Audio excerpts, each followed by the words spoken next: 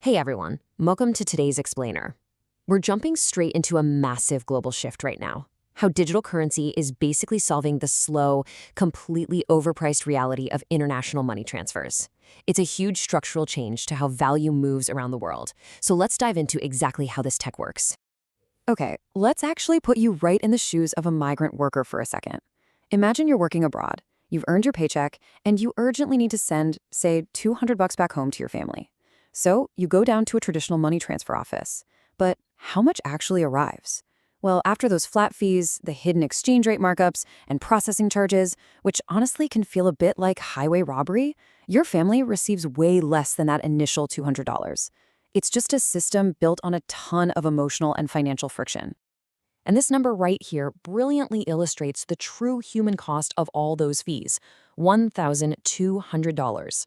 Think about it. If a worker pays just $20 in fees every single month to send money home, they are losing $1,200 over 5 years. And that's not just some mathematical laws on a spreadsheet. That is money that could have funded school fees, bought vital health care, or even helped start a small family business. It's a massive drain on the people who literally need that capital the most. Section 1. The intermediary problem. Why traditional transfers are so slow and expensive. Now, what's really interesting is how incredibly crowded the traditional transfer chain is. You've got the sender, the transfer company, correspondent banks acting as these international middlemen, and then finally the receiving bank. Literally every single step in that chain represents a potential delay and, of course, an added fee. But compare that with a crypto transfer, it's just the sender moving funds directly through the blockchain straight to the recipient. It's a true peer-to-peer system that fundamentally just strips out all those middlemen. Section 2. Demystifying the tech. Translating the jargon of digital money. First up, we have cryptocurrency. I know the word sounds a bit intimidating, but honestly, you can just think of this as internet money. It's digital money operating on a computer network completely free from centralized bank control. Basically, just as email allows a message to move instantly across borders without needing a physical post office, cryptocurrency allows value to move across borders without needing a traditional bank. And what actually powers this internet money? Well, that's the blockchain. It's a decentralized digital record-keeping system. The easiest way to picture it is like a highly secure notebook that's shared by thousands of people at the exact same time. Whenever someone writes a new transaction in that notebook, boom, everyone gets a copy of the update. Because everyone can compare their records, nobody can secretly alter it. And that radical transparency is exactly what makes the whole system incredibly secure. But there is one more absolutely crucial piece of tech here, and that's stablecoins. Think about it. If you send Bitcoin, the price might drop before your family can even use it, right? Stablecoins are cryptocurrencies designed to maintain a stable value, usually by being linked directly to traditional assets like the US dollar. They are really the missing link for remittances because they totally solve that problem of unpredictable price swings when families just need reliable, exact funds. Section 3. The 4-step transfer. How a crypto remittance actually works in practice. Let's actually see how this builds into a practical process. How do you do it? It breaks down into 4 really simple stages. Step 1, acquiring the crypto, which you usually do through an exchange.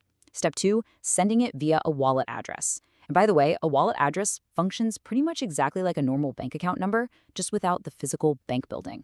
Step 3, the recipient gets it almost instantly. And finally, step 4, using or converting those digital funds back into local currency. Let's ground those steps in a real-world example straight from the source text. Take Tunde, for instance. He works in Canada. He buys stablecoins and sends them directly to his mother's digital wallet over in Lagos. Because the whole thing runs on the blockchain, Tunde completely bypasses banking hours, he skips those annoying correspondent bank fees, and his mom receives the funds seamlessly, right across continents. Section 4. Who is using this? The real-world adoption of digital remittances. This isn't just theory anymore. We're seeing highly practical use cases spanning all sorts of global citizens. First, take the migrant worker. Their main challenge is high fees constantly draining their family support, but the crypto solution means lower costs and way more money actually reaching home. Next, look at the freelancer. They always struggle with delayed international payments. Crypto allows for fast, completely borderless settlement of their income. And then you've got the international student who might have a super urgent need for tuition or rent money. Crypto gives them incredibly quick access to those emergency funds. Section 5, the reality check. Weighing the benefits against the very real risks. Now, as exciting as this all is, we have to take an objective look at the dangers. The crucial point here is that you absolutely must be aware of these stark realities. Extreme price volatility is a major risk if you aren't using stablecoins. Then, of course, there are scams and fake investments constantly targeting beginners. Plus, human error is just uniquely unforgiving in the space because blockchain transactions are irreversible. If you send funds to the wrong address or, worst case, lose your passwords, your private keys, that means permanent loss of your funds. Add in cybersecurity threats and ongoing regulatory uncertainty, and yeah, it's clear this requires some serious vigilance. So what's the best way to navigate all of that? Well, education. As the source material really emphasizes, knowledge is your best protection. You've got to take personal responsibility to mitigate these risks. Start small to learn the ropes, only use trusted, reputable platforms, and fiercely protect your private keys. Building safe digital habits isn't just a good idea, it is absolutely vital. Section 6. The Horizon. The Future of Global Payments. If we can manage those risks, where is this all actually heading? The future isn't just going to be some rigid battle of crypto versus traditional banks. It's way more likely to be a hybrid system. We're going to see deep integration with traditional banking. Central banks are already researching their own central bank digital currencies, or CBDCs. We'll definitely see artificial intelligence stepping in for advanced fraud detection, alongside vastly improved, super user-friendly mobile experiences. It's really all about blending the consumer protections of traditional finance with the lightning speed of digital ledgers. Which brings us to this really powerful thought from the text, a world where money can move as freely as information. Just think about that for a second.